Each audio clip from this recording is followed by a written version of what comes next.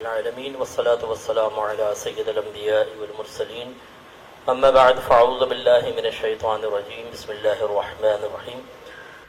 ماشاءاللہ علامہ مفتی فرحان صاحب بہت ہی خوبصورت انداز میں قرآن پاک کی آیات کی تفسیر ذکر کر رہے تھے اور اس کے بعد ضرورت تو نہیں تھی، لیکن بہرحال شوق ہے بس بیٹھنے کا مجھے بہت زیادہ، تو تھوڑا سا ٹائم آپ کا لے لوں گا۔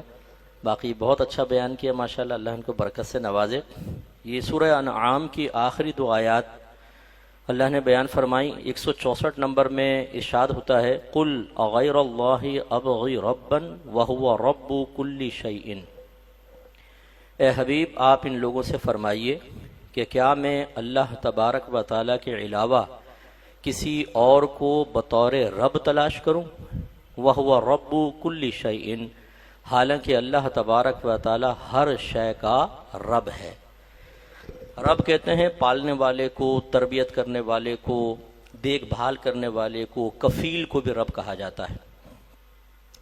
اس طرح مالک کو بھی رب کہتے ہیں، جیسے رب المال مداربت میں استعمال ہوتا ہے کہ مال والا۔ تو اللہ تعالیٰ فرما رہا ہے اپنے حبیب سے، حبیب ان سے فرمائیے کیا میں اللہ کو چھوڑ کر کسی اور کو رب بناؤں، اور کو رب تلاش کروں، حالانکہ میرا رب تمام اشیاء کا پالنے والا ہے، دیکھ بھال کرنے والا ہے۔ تو ہم مسلمانوں کو اپنے عقیدے کی مضبوطی کے لیے اس قسم کی آیات پر غور و تفکر کرنا چاہیے کہ یقیناً عبادت کے لائق وہی ہے، معبود بننے کے لائق وہی ہے جو سب سے زیادہ طاقتور، سب سے زیادہ کمالات کا حامل، سب پر غالب ہو۔ کسی بھی مذہب کے اندر دیکھ لیں، جو جس کو بھی اپنا رب قرار دیتا ہے اس میں آپ کو نقص ضرور نظر آئے گا۔ اگر کوئی آگ کو اپنا رب قرار دیتا ہے، آگ کی پوجا کرتا ہے، جیسے مجوسی ہیں، پارسی جو ہے نا ہمارے یہاں پارسی، یہ مجوسی ہیں، آتش پرست کہتے ہیں ان کو۔ آگ پر پانی ڈال دیں، معبود گیا۔ اچھا، جو بتوں کو اپنے ہاتھ سے تراش کر ان کی عبادت کرتے ہیں، خود اللہ نے ارشاد فرمایا اگر ان پہ مکھی بیٹھ جائے تو وہ مکھی تک نہیں اڑا سکتے۔ اگر خدا نہ خواستہ کوئی ان پہ غلاظت یا نجاست گرا دے تو وہ اتنی ہمت نہیں رکھ سکتے کہ ہٹا دیں۔ اور جو رب اپنے وجود میں خود اپنے عابد کا محتاج ہو، بتائیے وہ رب کیسے ہو سکتا ہے؟ اگر نہ بنائیں تو بیچارہ پیدا ہی نہ ہو۔ تو کسی بھی جو چاند کو رب بنائے، جو سورج کو رب بنائے، جو ستاروں کی پوجا کریں، ہر ایک کو آپ دیکھ لیں اس میں نقص ہے۔ اگر نہیں ہے تو میرے رب کی ذات میں نقص نہیں ہے۔ یہ بات بیان کرنا ایک تو عقیدے کے لحاظ سے، دوسرا اظہار تشکر کے لیے کہ اللہ کا شکر ادا کریں کہ اللہ نے آپ کو موحد پیدا کیا ہے، توحید کا اقرار کرنے والا پیدا کیا ہے۔ ہم عمومی طور پہ ان نعمتوں کے پر زیادہ توجہ نہیں کرتے جو ہمیں گھر بیٹھے بالکل مفت میں اور بغیر محنت کے حاصل ہو گئیں، جن میں سے ایک مسلمان ہونا ہے۔ آپ یہ دیکھیے کہ جو ہندو کے گھر میں پیدا ہوا بچہ، اگر وہ ایکسٹریمسٹ ہے تو وہ ہندو مذہب میں اتنا ہی گہرائی میں جائے گا اور اتنا ہی پختہ ہوگا، اتنا ہی اپنے عقائد باطلہ سے محبت کرے گا، اور جتنا ایکسٹریمسٹ ہوگا اتنا ہی ہدایت کو قبول کرنے سے دور ہوگا، اور جب ایسا رہے گا تو تا حیات اسی مذہب سے وابستہ رہ کر اسی میں فوت ہو جائے گا۔ اسی طرح دیگر مذاہب پہ قیاس کر لیں کہ جو جس مذہب میں پیدا ہوتا ہے، عمومی طور پر مذہب کی فطری لحاظ سے ایک محبت ہوتی ہے اور وہ اسی کو جوائن کر کے رہتا ہے، نتیجے کیا نکلے گا؟ اسی طرح اس کو موت آئے گی، اور جو حالت کفر میں مر گیا وہ ہمیشہ ہمیشہ کے لیے جہنم میں جائے گا۔ تو ایک لمحے کے لیے کبھی غور کر لیا کریں، خدا نہ کرے آپ اور میری آنکھ کھلتی اور ہمیں پتہ چلتا کہ ہمارے ماں باپ تو کرسچن ہیں اور کرسچن مذہب صحیح ہے اور ہم اسی کو اختیار کرتے، ہم یہودی ہوتے، ہم آتش پرست ہوتے، ہم ہندو ہوتے، اور کوئی بھی مذہب اختیار کرتے۔ اب ایسا بھی گروہ آ گیا ہے جو شیطان کی پوجا کرتا ہے، انہوں نے شیطان کو اپنا معبود بنایا ہے، اس کی عبادت کرتے ہیں۔ تو آپ سوچیے ہمارا انجام کیا ہوتا۔ یہ تو اللہ کا بڑا کرم ہے کہ اس نے ہمیں بغیر مانگے مسلمان بنایا، تو اظہار تشکر کرنا چاہیے۔ اور اس میں بڑا پیارا اشارہ ہے کہ ہمیشہ اللہ تعالیٰ کی فضیلت، اللہ تعالیٰ کے کمالات، اس کے احسانات اور اس کی قدرت کاملہ پر نگاہ رکھیں، تاکہ یہ اس بات کا احساس ہوتا رہے کہ ہمارا رب ہی رب ہونے کے لائق ہے۔ وَلَا تَكْسِبُ كُلُّ نَفْسٍ إِلَّا عَلَيْهَا، اور ہر جان جو کچھ کماتی ہے، جو کچھ کرتی ہے، اس کی ذمہ داری اسی پر ہے۔ پہلے اگلا بھی ایک آیت دیکھ لیں، وَلَا تَزِرُ وَازِرَةٌ وِزْرَ أُخْرَى، اور کوئی جان کسی دوسری جان کا بوجھ نہیں اٹھائے گی۔ یہ اچھی طرح یاد رکھیے کہ بعض لوگ کہتے ہیں دیکھو اس باپ نے گناہ کیا نا، اس کی سزا اس کی اولاد کو مل رہی ہے۔ یہ ہمارے مذہب کے بالکل خلاف ہے۔ ایسا نہیں ہو سکتا کہ باپ گناہ کرے یا ماں خطا کرے اور سزا اللہ تعالیٰ بچوں کو عطا فرمائے، یہ کیسے ہو سکتا ہے؟ جو گناہ کرتا ہے، جو خطا کرتا ہے، اس کی نحوست اسی کی طرف متوجہ ہوگی۔ اگر وہ اچھا عمل کرے گا تو برکت حاصل ہوگی اور یہ برکت دوسروں تک پہنچ سکتی ہے۔ لیکن گناہ کے اندر معاملہ یہ ہوتا ہے کہ جس نے کیا ہے وہی اس کا ذمہ دار ہے، یوں نہیں ہوگا کہ اس کی نحوست کسی اور پہ پڑ جائے۔ ہاں یہ ہو سکتا ہے اگر باپ بے نمازی ہے، گالیاں بکتا ہے، اپنی زوجہ پہ بیجا ظلم کرتا ہے، مارتا ہے، پیٹتا ہے، باہر لڑ کر آتا ہے، سارا غصہ ٹارزن بن کے اپنی بیوی پہ اتار رہا ہوتا ہے، اگر اس طرح کے غلط کام کرے اور بچے اس کو آبزرو کر کے اس چیز کو ہی اختیار کر لیں تو آپ یہ کہہ سکتے ہیں کہ بھئی تمہاری خطاؤں کی نحوست بچوں تک پہنچ گئی۔ لیکن یہ نہیں ہوتا کہ باپ گناہ کرے یا ماں گناہ گار ہو اور اللہ تعالیٰ بچوں کو اس کی سزا دے دے۔ اس طرح کے جملے معاشرے میں عام کرنے سے ہمارا عقیدہ بگڑتا ہے، اللہ تعالیٰ کے بارے میں ایک غلط تصور قائم ہو جاتا ہے کہ شاید کرے کوئی اور بھرے کوئی۔ اسی طرح میدان محشر میں یاد رکھیے ہر شخص اپنے فعل کا خود ذمہ دار ہوگا۔ ہاں یہ ضرور ہے اگر کسی کو برے فعل میں لگایا تو اس برے فعل کی وجہ سے اس کی ذمہ داری ہوگی۔ مثال کے طور پہ کوئی باپ اپنے بچوں کی صحیح تربیت نہ کرے اور اولاد بالغ ہونے کے بعد گناہوں میں مشغول ہو تو یہ بالکل مسلم اصول ہے کہ جتنے گناہ کرے گا اس کا وبال ماں باپ پر بھی ہوگا جنہوں نے تربیت میں کوتاہی کی ہوگی۔ اسی طریقے سے اگر کوئی شوہر اپنی بیوی کی تربیت نہیں کرتا، اس کو علم دین نہیں سکھاتا، اسے دین کے قریب نہیں کرتا، بیوی جتنے بھی گناہ کرے گی سب وبال شوہر پر ہوگا۔ خاص طور پہ اگر کوئی ایسے شوہر ہمیں سن رہے ہیں انٹرنیٹ پر کہ جو بیوی کو یہ کہتے ہیں کہ تم میرے دوستوں کے سامنے بے پردہ آ کر بیٹھو، کیوں پردہ کرتی ہو، میک اپ کرو۔ ایسے سے مجھے جاہل ملتے ہیں، برا نہیں مانیے گا کوئی اگر ایسا بیٹھا ہو تو، کہ وہ کہتے ہیں جب ہم دوستوں کے پاس جاتے ہیں نا تو ان کی ازواج بغیر پردے کے ہمارے سامنے آ کے بیٹھتی ہیں اور تم نہیں بیٹھتی میرے دوستوں کے سامنے۔ ارے یار یہ کون سا اصول نکالا آپ؟ اگر وہاں گناہ ہو رہا ہے تو اس کا مطلب ہے تمہاری بیوی بھی گناہ کرے۔ تم اپنی زوجہ کو معاذ اللہ ثم معاذ اللہ ایک دعوت نظارہ کے طور پہ پیش کر رہے ہو کہ لیجیے دیکھیے، کسی کے ذہن کو کیسے روک سکتے ہیں آپ؟ کوئی کیا سوچے گا، کیا نتیجے مرتب کرے گا، کیا اس کے ذہن میں خراب قسم کے خیال آئیں گے؟ یہ غیرت انسانی تو اس کو گوارا نہیں کرتی۔ ایک مسلمان کی غیرت تو ایسی نہیں ہونی چاہیے۔ تو اب اگر شوہر ایسا ہے کہ خود بیوی کو گناہ پر لگائے، اگر بیوی بیچاری نماز پڑھنے لگے، روزہ رکھنے لگے تو اس کو روکنے کی کوشش کرے، تو پھر اس کا وبال جتنا بیوی گناہ کرتی رہے گی شوہر پر۔ اور فرض کر لیں کہ برائی میں نہیں انوالو کر رہا لیکن برائی کرتے دیکھتا ہے اور منع نہیں کرتا، اس کا وبال بھی شوہر کے اوپر ہوگا۔ تو یہ تو ایک الگ چیز ہے کہ یہ سبب بن رہا ہے۔ اسی طرح جتنے بھی ہمارے ایسے نوجوان جو مجھے سن رہے ہیں جنہوں نے انٹرنیٹ پر اپنے فیس بک کی وال پر یا کوئی بھی یوٹیوب کے اوپر ایسا میٹیریل ڈالا ہوا ہے کہ جس سے کوئی گمراہی کی طرف بڑھے، فحاشی کی طرف بڑھے، گندہ ذہنی کی طرف بڑھے، خطاؤں کی طرف بڑھے، تو یہ بہت بڑا گناہ جاریہ ہے۔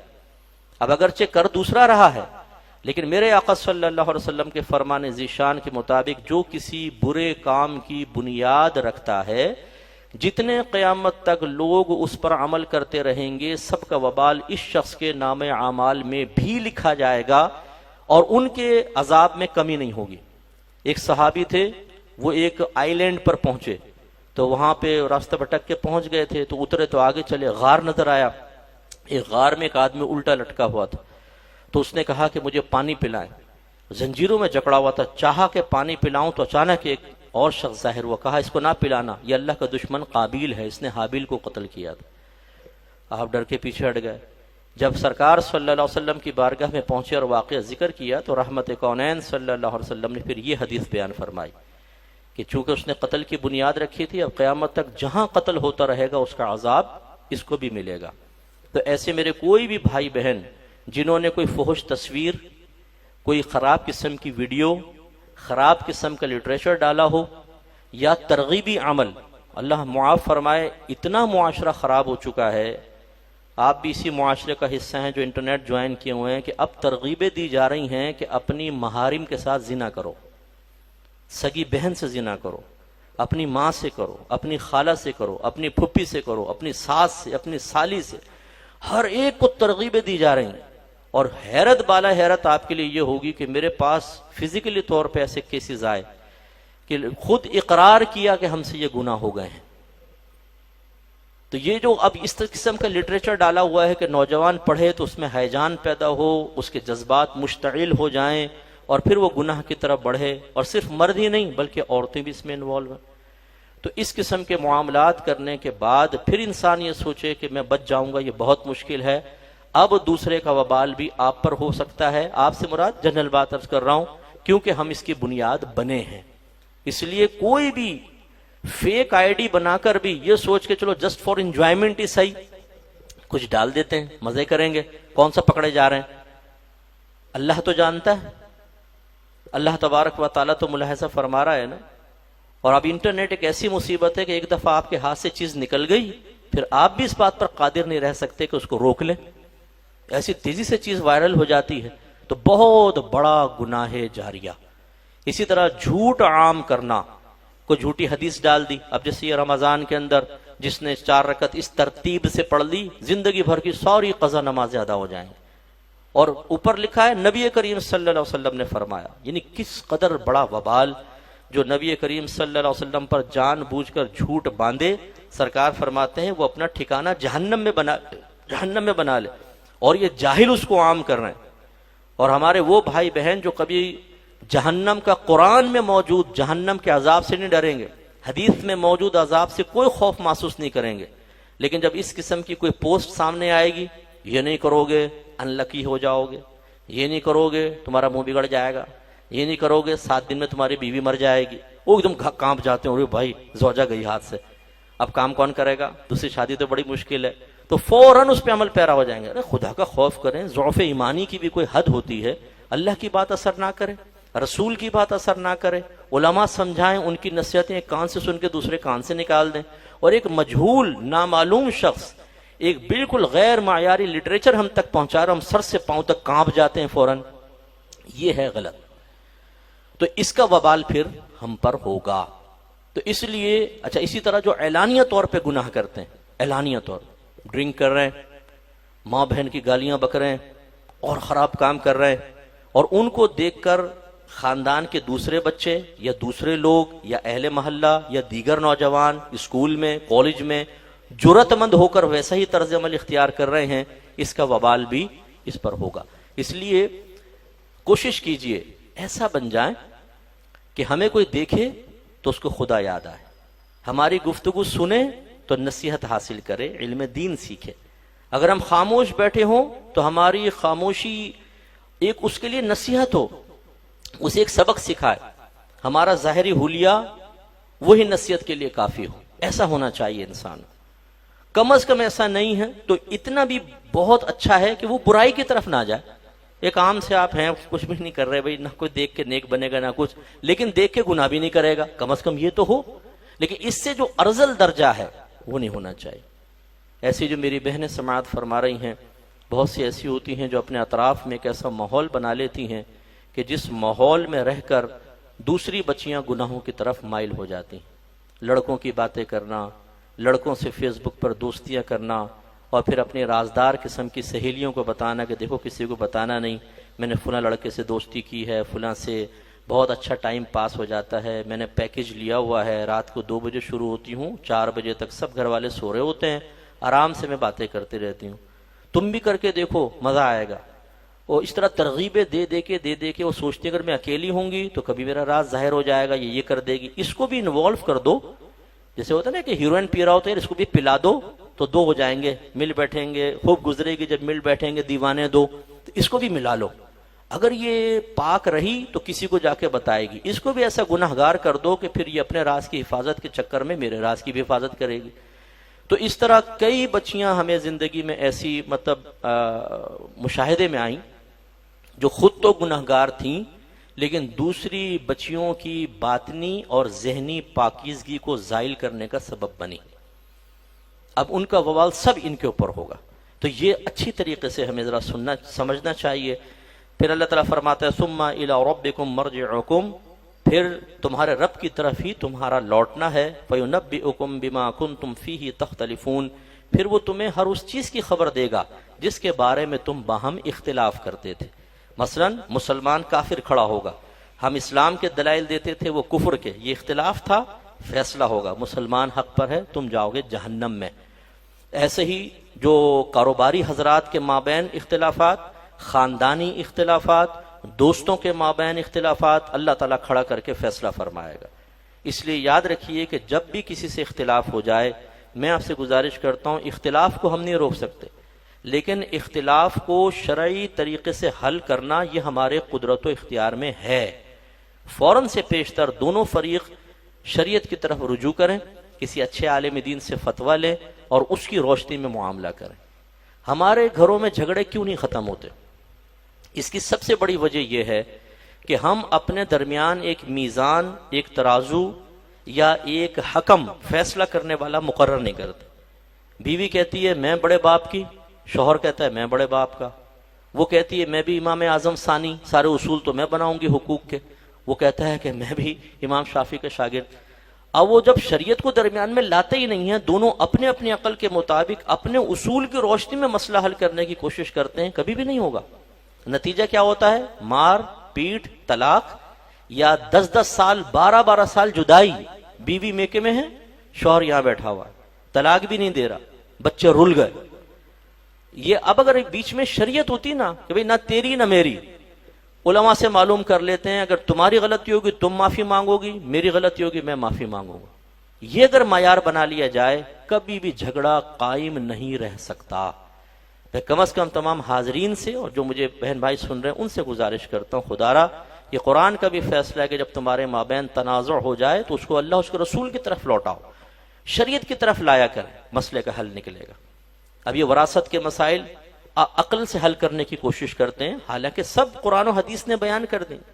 جہاں تھوڑی بہت اجمال تھا وہاں تفصیل علماء نے بیان کر کے بالکل کلیئر کر دیا. لیکن لڑ رہے ہیں آپ، نہیں یہ دکان میری ہوگی، کاروبار تو میں کر رہا ہوں عرصے دراز سے ابا کے ساتھ مل کر، تمہیں کیسے دے دوں اس میں سے حصہ؟ فلاں مکان تو میرے قبضے میں ہے، اس کا اوپر والا پورشن میں نے کرایہ پہ چڑھایا ہوا ہے تو اس کا کرایہ میں ہی لیتا رہوں گا. ارے بھائی اب فیصلہ تو کرواؤ. والد صاحب کا انتقال ہو گیا، اب اس کا کرایہ کیا وراثت میں شامل ہوگا؟ آپ کو ملے گا؟ کیا ہوگا؟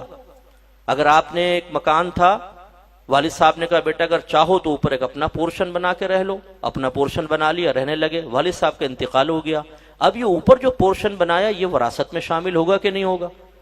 اب وہی عقل، ابھی میں نے پیسے خرچ کیا، میں نے پورا بنایا تو یہ میرا ہی ہوگا ٹوٹل. دوسرے کہتے ہیں نہیں ہمارے مکان کے اوپر بنایا، ہمارا بھی حصہ تھا تو ہمارا بھی اس میں حصہ ہوگا.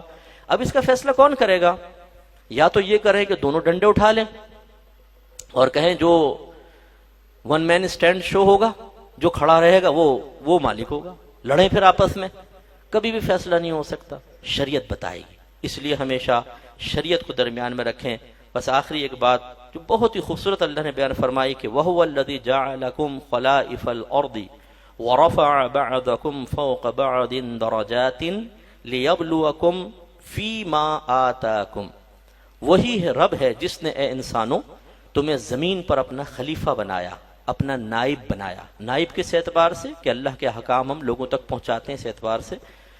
اور اس نے بلند کیا تم میں سے بعض کو بعض سے کئی درجے، تاکہ تمہیں آزمائے ان چیزوں میں، ان امور میں جس کے باعث اللہ نے تمہیں دوسروں پر فوقیت دی ہے. تو ہمیشہ یاد رکھیے گا کہ اللہ تعالیٰ نے جو کچھ ہمیں دیا ہے وہ آزمائش کے لیے. اچھا جو دیا ہے کبھی تو وہ کمی کے ساتھ ہوتا ہے، کبھی برتری کے ساتھ ہوتا ہے. ایک شخص کو شکل صورت دی، ایک عورت کو شکل صورت دی عام سی، ایک کو بہت ہی خوبصورت اور حسین بنایا، ایک کو چھوٹا قد دیا، ایک کو نارمل اور اچھا قد دے دیا، ایک کو بیمار رکھا، ایک کو صحت عطا فرمائی، ایک کو پیسہ دیا، دوسرے کو غریب رکھا. یہ جو اللہ نے درجات رکھے نا، یہ کس لیے ہیں؟ خود اللہ تعالیٰ فرما رہا ہے تمہاری آزمائش کے لیے. تو پس جس کے پاس کسی چیز کی کمی ہے اس کے لیے کیا آزمائش ہے؟ کہ وہ اللہ کی رضا پر راضی رہے، اللہ کی تقدیر پر راضی رہے. اور اس کے لیے اصول نبی کریم صلی اللہ علیہ وسلم نے یہ عطا فرما دیا، بہت پیارا اصول جو ہمارے ذہن کو منتشر ہونے سے روکتا ہے، کہ جب بھی تم دین کے معاملے میں دیکھو تو ہمیشہ اپنے سے اوپر والے کو دیکھو، اور جب دنیاوی معاملے میں دیکھو تو ہمیشہ اپنے سے نیچے والے کو دیکھو. اگر تم ایسا کرو گے تو اللہ تعالیٰ کی کسی نعمت کی ناشکری میں مبتلا نہیں ہوگے. تو جو میری بچیاں، میری بہنیں مجھے سن رہی ہیں، خاص طور پر عورتیں، کہ اگر گھر میں تنگ دستی ہے، پریشانی ہے، بولتے اللہ تو نے ہمیں یہ ایسا کر دی، فلاں کو دیکھو کتنی خوش، چچی خوش، پھپھی خوش، تائی خوش، خالہ خوش، بھائی خوش، ایک ہم پہ ہی مصیبت.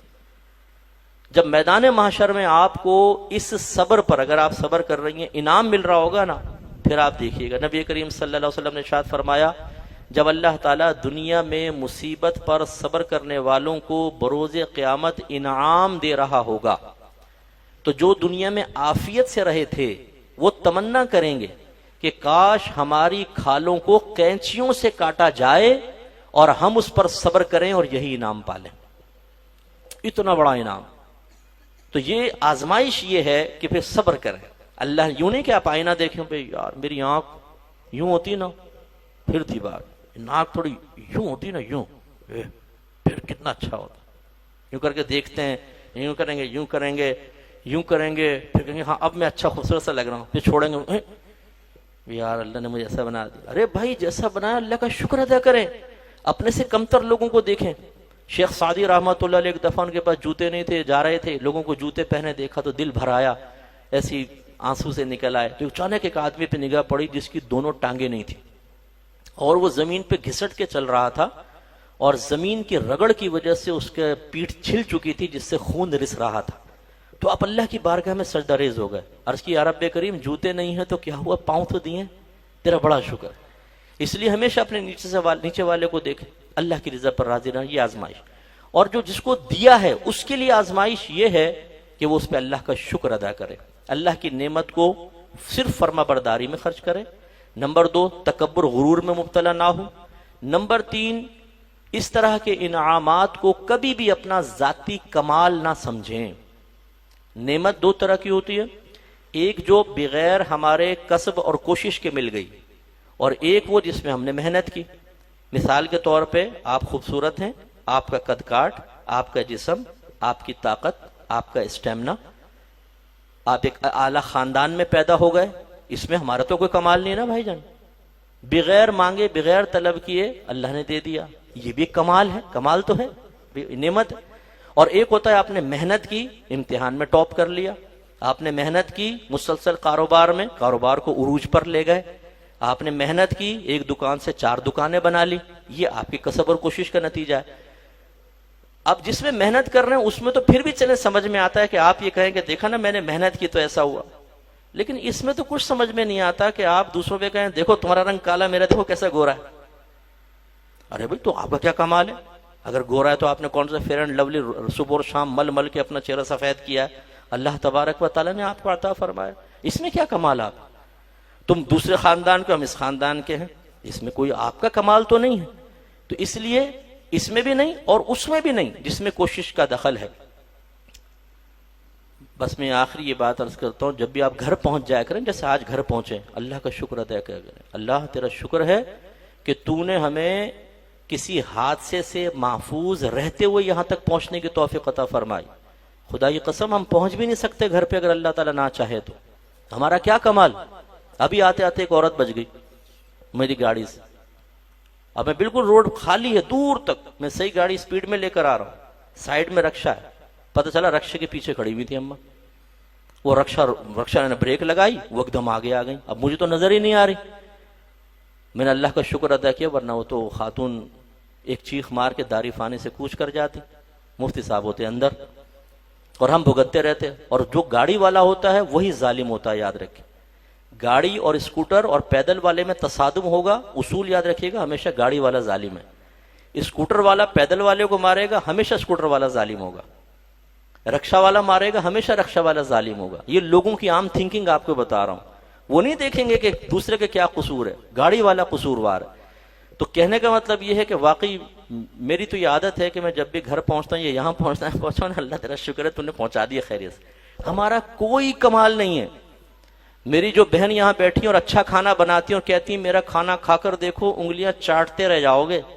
آپ کا چلے میں مان لیتا ہوں تھوڑا سا کمال ہے, تعریف کرنی چاہیے بہنوں کی بھی, لیکن حقیقتاً آپ کا کوئی کمال نہیں. آپ دیکھیں 4 عورتوں کو لیں, چاروں کو ایک جیسا گوشت اور مسالہ دیں, چاروں یہ پکائیں گی, چاروں کا ذائقہ مختلف ہوگا. ذائقہ اللہ پیدا کرتا ہے, کھانے میں تاثیر اللہ پیدا کرتا ہے, یہ آپ کا کمال نہیں ہے. حقیقتاً اگر دیکھا جائے میرے رب کا کمال ہے. ہاں آپ چونکہ وسیلہ بنتی ہیں ہم تعریف کرتے ہیں, میں اپنے گھر کے کھانے کی تعریف کرتا ہوں, کرنی چاہیے, چلو عورتیں خوش ہو جاتی ہیں, لیکن میں بہنوں کو سمجھا رہا ہوں کہ ہمیشہ یاد رکھیے گا کوئی بھی آپ بڑا کام کر لیں, یہ نہیں میں نہیں, رب, ہمارے رب نے کیا. یہ سب سے اچھی چیز ہے, جو کچھ کرتا ہے میرا رب. اور کبھی بھی کوئی اس کو ذاتی کمال سمجھ کر کسی کو حقیر نہ سمجھیں, یہی ہمارے لیے کمال کی بات ہے. دعا کیجئے کہ اللہ تعالیٰ جو کچھ سنا مجھ گناہگار کو بھی اور آپ سب کو بھی عمل پیرا ہونے کی توفیق عطا فرمائے, آمین. وآخر دعوانا ان الحمدللہ رب العالمین. ایک بس گزارش, دعا کیجئے گا.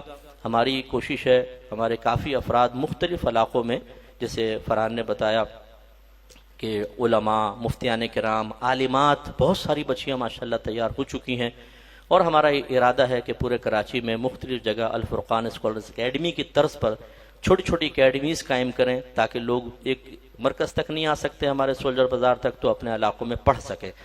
ایک تو اس کے لیے میں سب سے گزارش کرتا ہوں جو مجھے انٹرنیٹ پہ سن رہے ہیں, اگر آپ کوئی جگہ اپنی ڈونیٹ کرنا چاہیں ثواب جاریہ کے لیے, اپنے کسی مرحوم کے اصالہ ثواب کے لیے, تو ضرور ہمارے ساتھ کوآپریٹ کریں. یہ ہمارے ساتھ حقیقتاً نہیں ہے, یہ میرا ذاتی کام نہیں. میں اپنے, آپ جانتے ہیں کہ میرے بچے خاص طور پہ جو میرے شاگرد ہیں, آپ کبھی میری اولاد کو بطور صاحب زادہ میرے ساتھ نہیں دیکھیں گے. میری اپنی ایک تھنکنگ ہے, میں اس کا سخت مخالف ہوں کہ نکمے بیٹے کو ساتھ بٹھا کر خالی اپنی عزت کو کیش کروا کے اس کو مقام و مرتبہ دلوا کر مسلط کر دیا جائے قوم پر, اور وہ قوم کا بیڑا غرق کر رہا ہو. اگر میرے بچے قابل ہوں گے انشاءاللہ آ کر خود اپنی جگہ بنائیں گے, اور قابل نہیں ہیں تو میرے بچے پیچھے کھڑے ہوں گے, میرے شاگرد سب سے آگے کھڑے ہوں گے. یہ میری اپنی تھنکنگ ہے اور میں اس پہ عمل پیرا بھی ہوں. تو اس سے آپ میرے خلوص کا اندازہ کر سکتے ہیں کہ ہماری خواہش یہ ہے کہ اللہ نے اگر ہمیں کچھ ٹیلنٹ دیا ہے, کچھ صلاحیت دی ہے, تو ہم اس کو استعمال کریں. ہمارا سنڈے کورس میں نے 12 سال کا, یہ پہلے بلکہ 25 سال کر لیں, 25 سال سے 18 سال میں درس نظامی آیا, 18 سے 12 سال, 12 سے 8 سال میں آیا.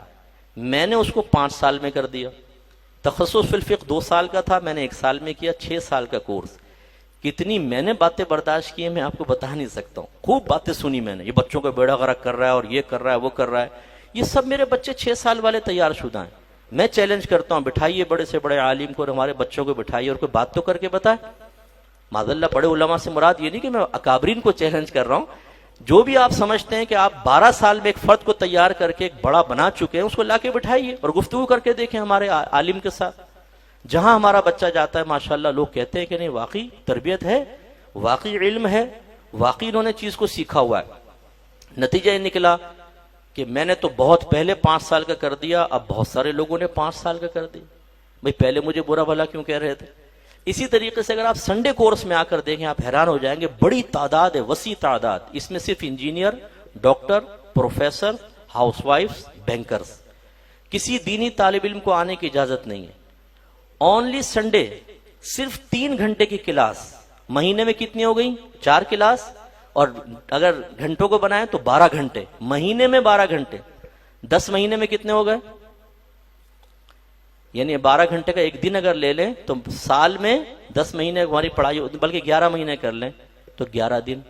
اور آپ دیکھیے دوسرا سال اینڈ ہو چکا ہے.